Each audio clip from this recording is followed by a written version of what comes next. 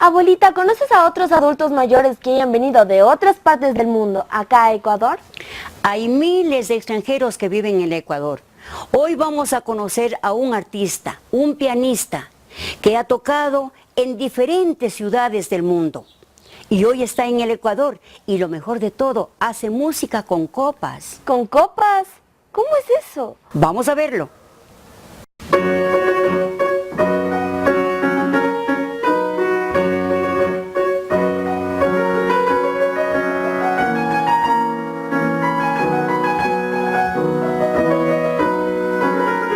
My favorite is classical music. I listen and enjoy almost all kinds of music, but in my endeavor to play a piece, I always gravitate towards the classical music.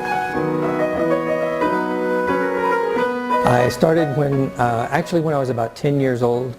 A gentleman came to the door looking for piano students, and that was my first chance to take piano lessons.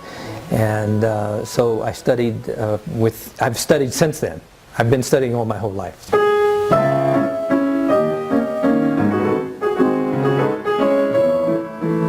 The truth is, in my opinion, the piano is the most versatile of instruments because you can do everything you want by yourself.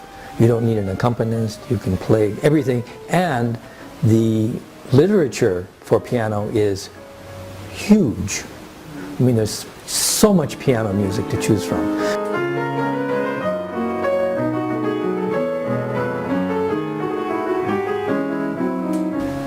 I don't know that I have an actual favorite. I have a lot of pieces that I very, very well like.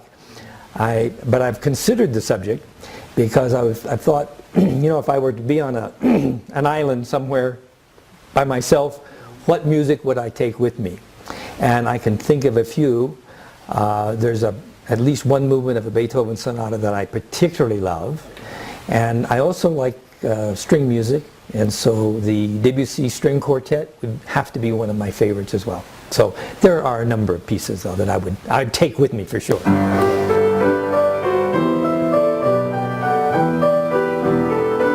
Yeah, my favorite is classical music. I listen and enjoy almost all kinds of music, but in my endeavor to play a piece, I always gravitate towards the classical music. So I like the Bach, Mozart, Beethoven, Chopin. Cuenca is a very nice town. Me gusta. Well, I think Cuenca is a very pleasant place to live. I have had zero problems here. People seem to be very nice. Whenever you talk to somebody, they almost always speak to you very nicely, you know. Even I can see they probably look at me and think they're not going to understand me, and they're probably right since my Spanish is poor. But when you engage Ecuadorians, they are very pleasant and helpful. So I have no challenge with that at all. And the Cuenca as a town is a pleasant town. It's very unique. It has very unique architectural qualities, and it's not too small and it's not too big. So I like that. It's in the middle somewhere.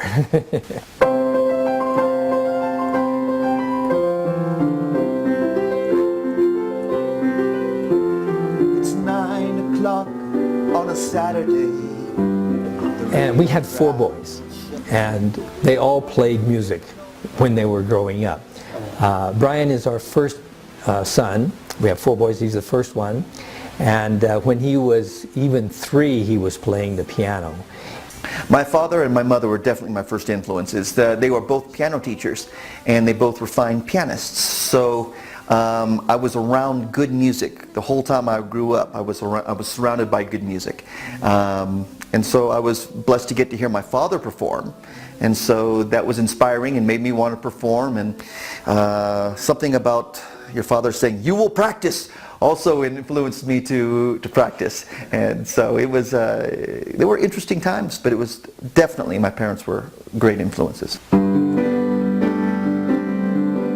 I've had the pleasure of playing again with many artists that are fine artists. I worked with a guy named Eddie Money for 8 years, and he's had many, many hit songs in the United States. I worked with the singers from Survivor, from Loverboy, Jimmy Jamison, Mike Reno, the singer for Santana.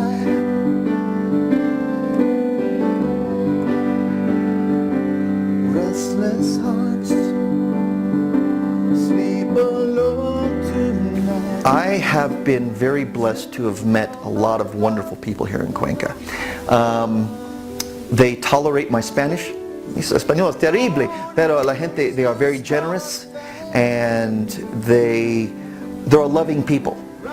They appear to be a loving people, and when I speak to them, they want to engage. They don't shy away. Oh, I don't want to talk to you. I don't speak English. They definitely engage you. They are welcoming. They've been very welcoming to me, to my family, to my parents, to many of my friends. I have other friends who have moved here, and they feel the same thing. Cuenca is unique.